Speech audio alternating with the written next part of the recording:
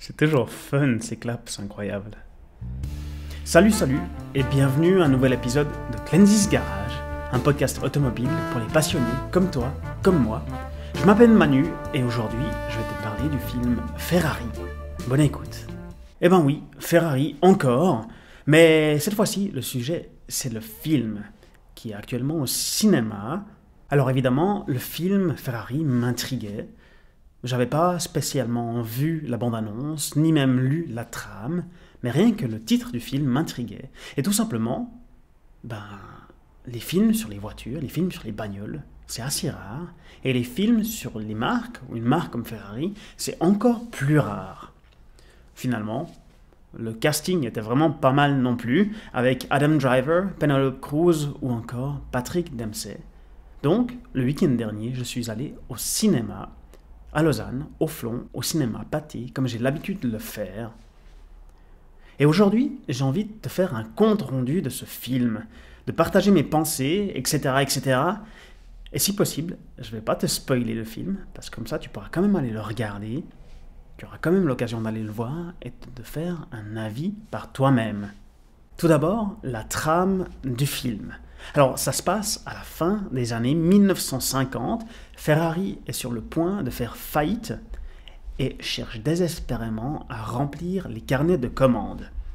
Enzo Ferrari, qui est joué par Adam Driver dans le film, est convaincu que finalement, gagner des courses automobiles, c'est ce qui va lui faire vendre des voitures.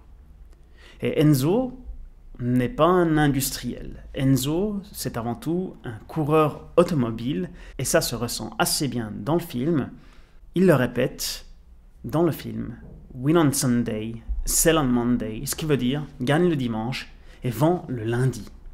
Enzo Ferrari embarque donc son entreprise Ferrari une fois de plus dans une des plus grandes courses automobiles de l'histoire, dans une des plus grandes courses automobiles d'Italie et d'Europe, le Mille Miglia, ou le 1000 Alors, qu'est-ce que c'est cette course automobile des Mille Miglia, des 1000 milles? C'est une course automobile de 1000 milles, assez drôle, non? C'est-à-dire une distance d'à peu près 1600 km en Italie, de Brescia à Rome et retour. La première édition de cette course automobile a eu lieu en 1924. Non, c'est pas vrai, en 1927, et il y a 24 éditions en tout. La dernière édition, c'était en 1957, année du film Ferrari, dont je te parle là aujourd'hui. En gros, cette course automobile est vraiment très prestigieuse. Toutes les grandes marques automobiles sont présentes et se la disputent. On parle de Ferrari, de Maserati, d'Alfa Romeo, Mercedes, Jaguar, Aston Martin, en veux-tu, en voilà. Ils y sont tous, ils veulent tous gagner cette course. Il s'agit donc d'une course automobile d'endurance, 1600 km, c'est long, sur route ouverte et pas sur circuit. C'est ce qui la rend particulièrement dangereuse, mais également c'est ce qui la rend attirante pour tous ces constructeurs. On est donc en 1957 et Enzo Ferrari engage 5 voitures dans cette course. L'une d'elles est pilotée par Piero Taruffi, joué par Patrick Dempsey dans le film. Et je ne vais pas t'en dire plus, parce que sinon, je vais te spoiler le film. On va vivre cette course à travers Piero Taruffi. Ça va vite, c'est dynamique, c'est vibrant, mais c'est dangereux aussi. Et je ne vais pas te donner plus de détails, parce que sinon ça te spoilerait le film, et c'est pas ce dont j'ai envie. En parallèle de la trame principale, on suit Enzo Ferrari dans sa vie privée. Et une année plus tôt, son garçon, Dino Ferrari, décède à l'âge de 24 ans. Enzo est donc en deuil. Dino, son garçon qui est mort à l'âge de 24 ans, est mort à la suite de graves maladies. Et l'épouse d'Enzo, la maman donc de Dino, le vit très très mal et évidemment encore en deuil. Cependant, Enzo Ferrari, lui, a un autre fils, illégitime, donc un bâtard, qui s'appelle Piero. Piero est un jeune garçon à ce moment-là, et Enzo Ferrari semble tout particulièrement s'intéresser à lui, et il aime bien sa vie de famille avec son amante et son deuxième fils illégitime. Enzo mène donc une double vie. Il gère l'entreprise Ferrari avec son épouse, son associé, et ils vivent donc tous les deux le deuil de leur fils Dino. Et en parallèle, Enzo vit une vie de famille normale avec son amante et son fils. Tout au long du film, on va donc se retrouver à départager les deux vies d'Enzo Ferrari, en tout cas dans ce moment très précis de sa vie. Le film, qu'est-ce que j'en pense? Alors, tout d'abord, il reflète vraiment très bien la dure réalité de la course automobile. C'est un sport dangereux, encore aujourd'hui d'ailleurs, mais encore plus à cette époque-là. La mort est omniprésente, elle est partout, sur chaque circuit, à chaque course, et les pilotes le savent très bien. Les pilotes savent qu'ils jouent avec leur vie, en fait, en montant dans une voiture.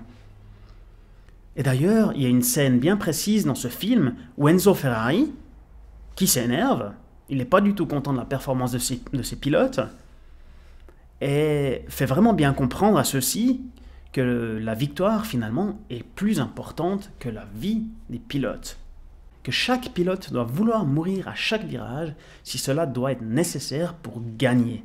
C'est une scène vraiment époustouflante et qui ajoute encore un peu plus à cette réalité, à un monde automobile déjà bien cruel, et vraiment très cruel en fait à ce moment-là.